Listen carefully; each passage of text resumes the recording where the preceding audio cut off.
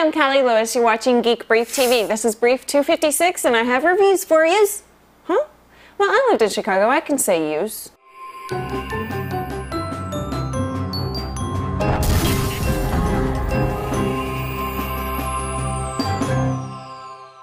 Believe it or not, product reviews are not that enjoyable a task here at the GIA. The boxes arrive filled with shiny, happy stuff. We unbox the stuff with hearts dampened by melancholy because, unlike Christmas, we know after a couple weeks we have to put the shiny stuff back into the boxes and send it home to its maker or respective PR firm. On today's brief, I have 3 such products to talk about, starting with the Palm Centro. I almost rejected Palm's offer to review the Centro because of the key size. The keys are tiny, and I have man hands, and I don't like doing negative reviews. If I don't like something, I'd rather just not talk about it at all. I'm glad I had them send it. I liked it every bit as much as I liked the Trio. Palm's goal for the Centro is different. They want to bring smartphone technology to a younger, texting crowd ready to leave behind their razors for something more email-oriented. It's a great idea, and at $99, it's a great price. I mostly gave up my iPhone for a week to use the Centro, and the one thing that blew me away is the speed. Sprint added speed to their network. They call it Sprint's PowerVision Super Extreme Mega Network.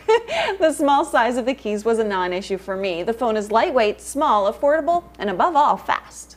Once upon a time, a little over a year ago to be exact, I felt all left out because it seemed like every blogger's brother was getting a Sonos digital music system to review. It was me making a huge deal out of the need for wireless audio, and quite frankly, I was more than a little jealous when I read rave after rave about how well Sonos worked. Well, finally, I got a system to review, and you know how when everybody loves something and they build it up, and when you experience it, it's kind of a letdown? Sonos doesn't fit into that category at all. It's every bit as good as everyone says it is. The Sonos music system, if you don't know, enables users to set up multiple wireless music zones in up to 32 rooms of a house. Audio is transmitted to the different zones over your network, and it's controlled with the elegant Sonos controller.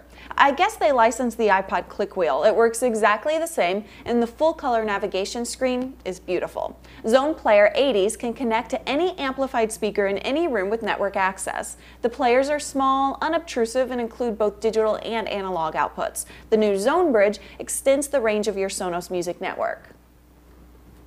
32 rooms. 32 rooms! Who has 32 rooms? Another product that just works is the Jura Caprisso Impressa J5 coffee and espresso maker. Let's face it, the internet revolution is fueled by coffee, and this is the best coffee maker I've ever experienced. I got it in for a review a few weeks ago. Even though it isn't a robot, it's awfully darn close. It does almost everything you'd want a coffee maker to do. It removes the mess and the hassle that I've always associated with maintaining a coffee maker. Even better, the coffee it makes is the best I've ever had. Neil and I liked it so much we decided to check on buying it because we didn't want to return it. We knew it would be expensive. We figured probably something like $300. That's a lot for a coffee maker, but it's so good we thought we would splurge. We checked the price. It's $2,000, or about 400 visits to Starbucks. Is it worth it? That's relative, but I can tell you this thing is so well engineered that I think it probably is. The water tank is here. It slides out so smoothly, and the container lifts right out to take to the sink. When it's time for water, you get a message on the LED screen. The same thing happens when it's time to fill the beans. The J5 only grinds enough beans to make the 1 or 2 cups you're making at a time. When it's time to empty the grounds, you'll get another message telling you to do so. Again, the engineering is flawless and the container slides out as smoothly as you can imagine. In between brews, you'll get a message telling you to press the rinse button so that the machine can clean itself.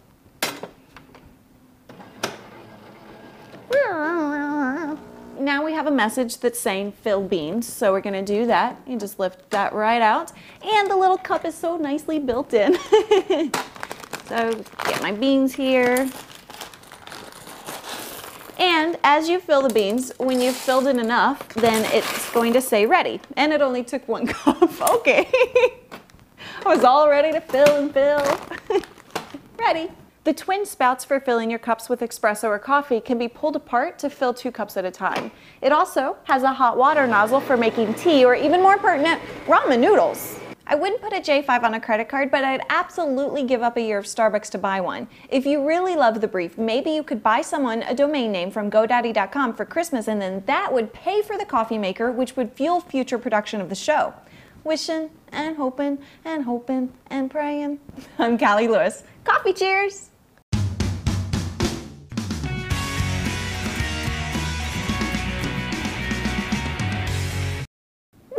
While we were shooting this show, I got an email saying we get to keep the coffee maker. So still buy the domain names, but with the money that you save, you can buy yourself a J5.